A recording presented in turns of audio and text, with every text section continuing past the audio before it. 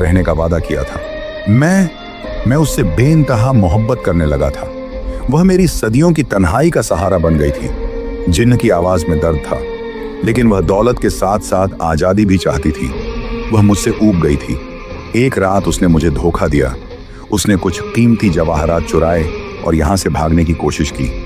मैंने उसे रोक लिया। जिन्न ने कहा, मैं उसे उसी वक्त मार सकता था, लेकिन मैं उससे मोहब्बत करता था।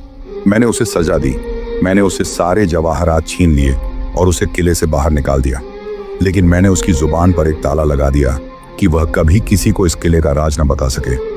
शहनाज कांपते हुए यह सब सुन रही थी। तुम्हारे अब्बा ये सब जानते थे? जिन्न ने कहा। दौलत खोने का सदमा और अपनी गलती की शर्म उसे अंदर ही अंदर खा गई। वह खामोश हो गई और कुछ ही सालों में वह मर गई।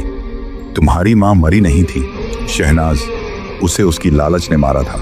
तुम्हारे अब्बा तुम्हें इसी लालच से दूर रखना चाहते थे।